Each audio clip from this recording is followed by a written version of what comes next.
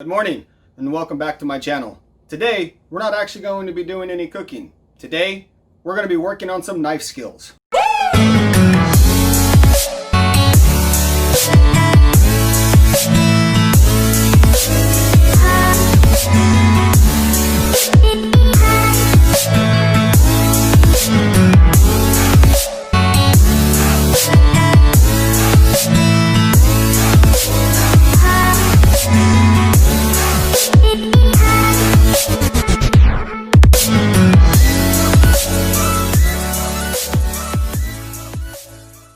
Again, welcome back to the channel, and today we are going to start with some really clean hands. Let's go ahead and crack some knuckles and let's get going. So we're going to need a cutting board, obviously, but as you can see, the cutting board, it slides around, and it slides around really easy on the counter.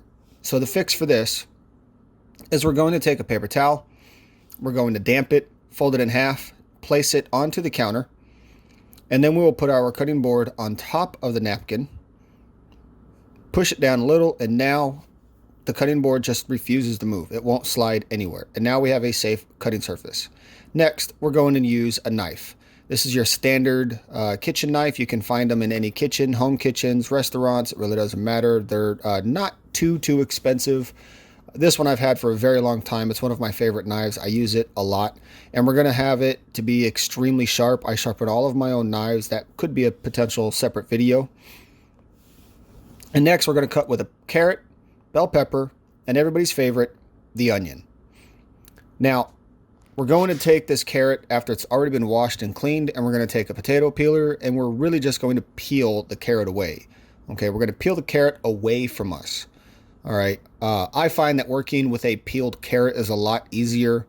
I get a lot better cuts, I believe. It's just my own personal preference. You don't have to shave the carrot. I like doing it, so it's what I do a lot. It's just something that I've always done. So once we have the entire carrot completely peeled,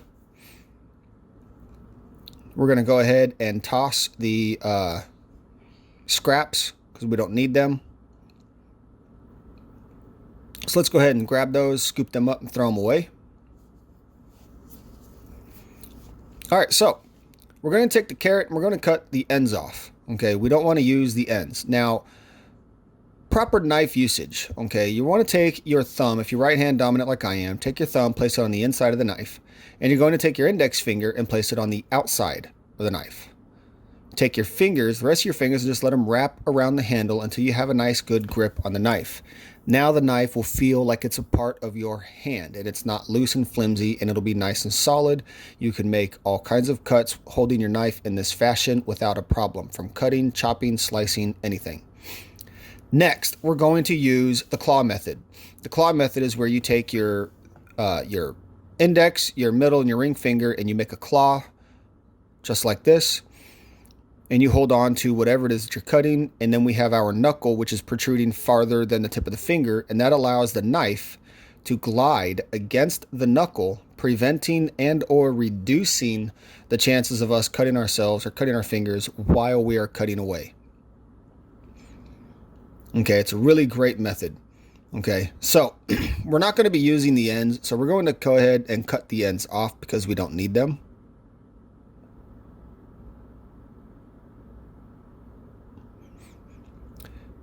Next, we want to take the carrot and we're going to find at least a midway point, or however big you want to use for the first cut, which is going to be a julienne.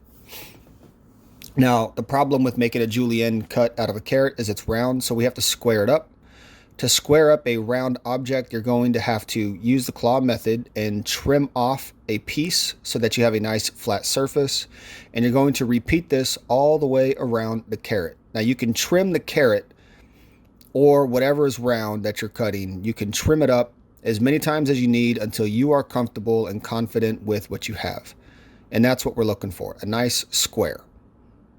Okay, is it going to be a perfect square? No, it's a freaking carrot. Okay, I've never seen a straight carrot before. They have curves. All right, so the next thing that we're going to do is we're going to make some thin cuts all the way down right through the middle like so. And this is going to be the starting point for a julienne. In fact, it's a starting point for juliennes, batons, or batonettes, or a brunoise, which all the cuts we're going to be using. So we're going to get rid of this bottom piece here. We don't need it. It's too rounded out. And we're going to use these. After all, it's just a demonstration video. So next, we can actually start the julienne cut. A julienne cut is also known as a matchstick cut because the pieces are very thin, almost like matchsticks. Another name for a julienne cut is allumette, which is another cut I'll be demonstrating today just to show you it's possible to do it on anything. And that's exactly what we're looking for right there. Nice thin strips, like so. Good to go. All right, so the next cut that we're going to be using with the carrot is a baton or a batonette. So I have a second carrot just for that purpose because we want big pieces. So we're going to repeat the process that we did earlier from the carrot. We are going to cut the ends off, find a good midway point, and then we're going to square it up.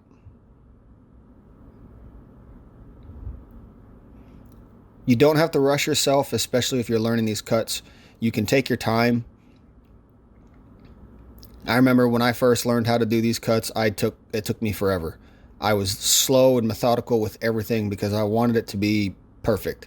Over time, the more you do it, the more you pick up a little bit of speed, and next thing you know, you're doing it at a fairly quick pace. All right, so now that we have a good squared carrot, I'm going to toss the scraps to the side. Now, a baton or a batonette is very simple to cut. All you're doing is you're going to make one cut right here in the middle, turn it onto its side, make one more cut down the middle, and there it is. That's it. That's your batonette or your baton. So let's go ahead and put those off to the side. The next one that we're going to do is a brunoise. Now, a brunoise is another way for, or another name for a brunoise is a mince or a very, very, very fine dice. Okay, so we're going to do the exact same process as before. We are going to square up the carrot.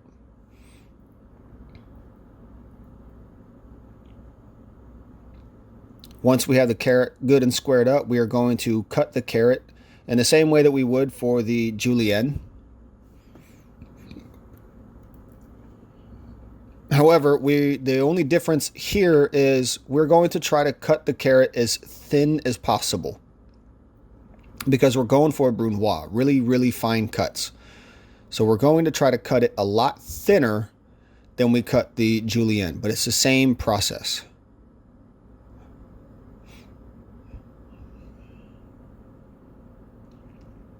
So once you have them, go ahead and take as many as you can handle. Right here, I'm just going to be using 2. And we are going to do the exact same thing again, cutting all the way down from the tip to the end.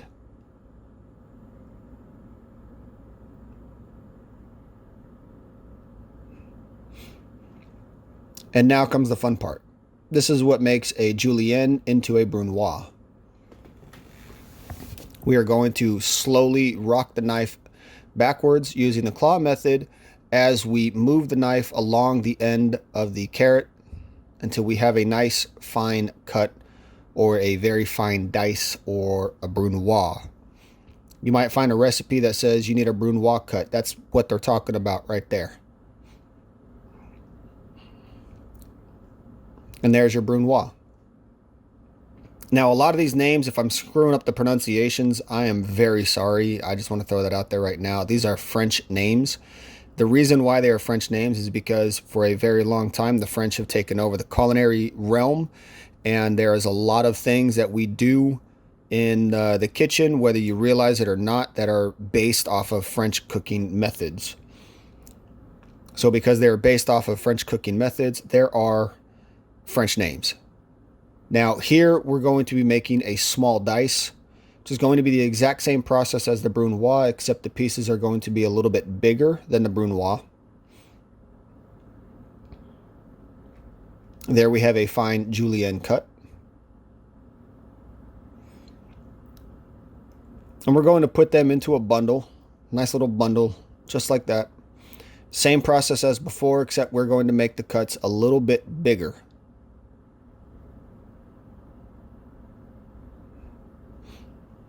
And that is your small dice.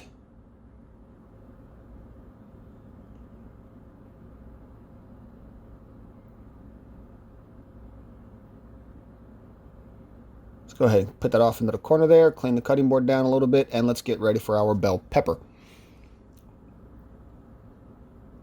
Now, the bell peppers are fun.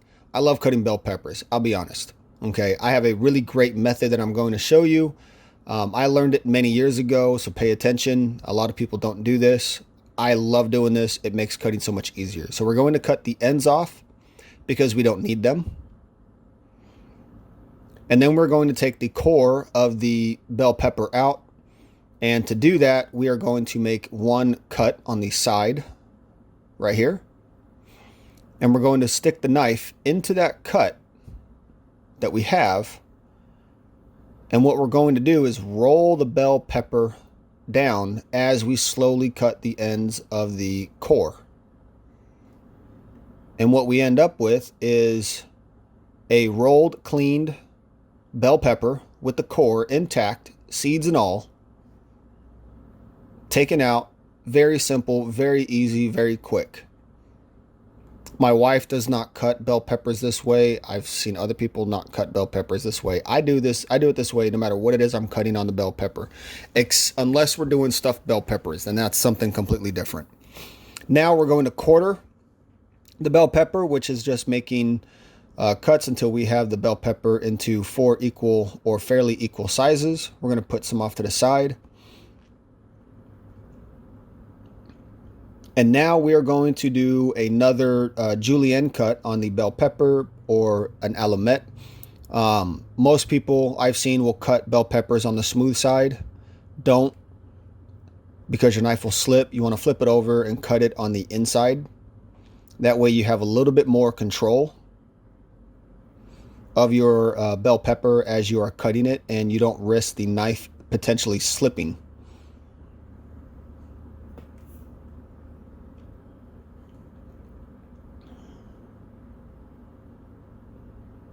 Now you might be asking yourself, what is the actual difference between a julienne and an allumette? There's really not much of a difference between them. They're fairly the same cut. It really depends on what it is that you're cutting. From my understanding, the allumette is used for potatoes, but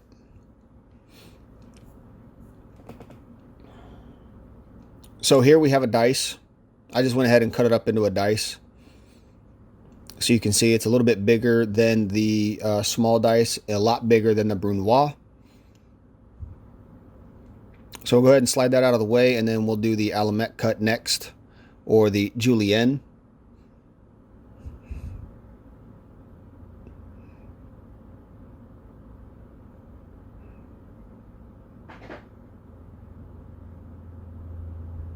Which is going to be the exact same way. We're going to hold the bell pepper down and cut on the inside until we have some nice good sticks.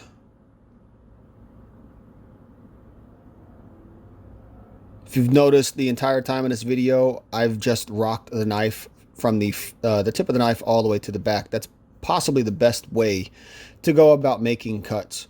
You can chop by, chopping the knife up and down like a jackhammer. You can totally do that without a problem. I find that rocking the knife is a lot easier, and it's a lot easier to control. It's a lot easier to handle. It's a lot easier to make the cuts. So now that we have our allumette cut or a julienne cut, next we're going to work on everybody's favorite, the onion. The onion is the only thing that can make a grown man cry. But I have a method. And my method, ever since I started cutting onions through this method, I have not really had any tears. So we have to identify the stem and the root. This is very important. We're going to cut all the way from the stem to the root. Okay, we're going to get a dice out of this onion here. So we're going to cut from the stem to the root. I cannot stress it enough, stem to root. When you're doing this, if you're making onion rings, you can hold it sideways and cut straight across so that you can get your rings out of the onion. But let's go ahead and cut the onion right in half from the stem to the root. Now, the part of the onion that makes everybody cry is the inside of the onion, where all that watery juice is at. So we're going to make sure that we don't touch that watery juice with our bare fingers. Okay. And next we're going to peel the onion. You always want to peel your onions before you actually start chopping and dicing them up. Okay. Realized as I stood back, I peeled down a little too far. I went down one layer too far and just said, screw it. I'm just going to keep going with that all the way across. It's not really going to matter. It's just an instructional video for today. So now that we have the onion peeled, the very next thing that we're going to do is we're going to cut the end off, the stem end. We don't want it. It's not going to do us any good. All right. Now, the key thing to making this dice out of an onion is that when you cut the onion, when you take your knife and you cut your onion to make a dice, you want to take the knife as close to the root as you can get without going through it.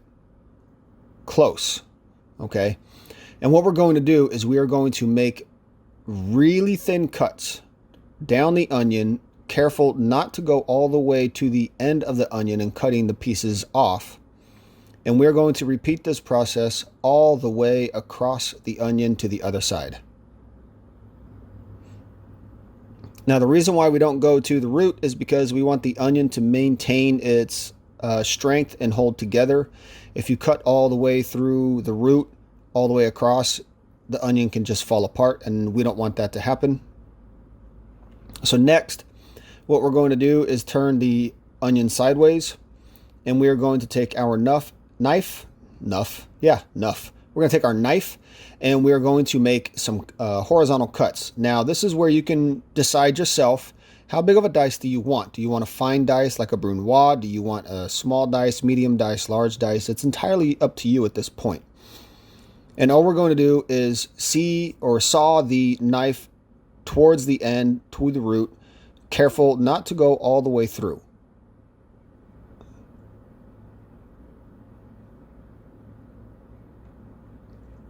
And then we will rock the knife back, and there we have our nice, good diced onion. Just like that. Peel the root end away, you don't need it.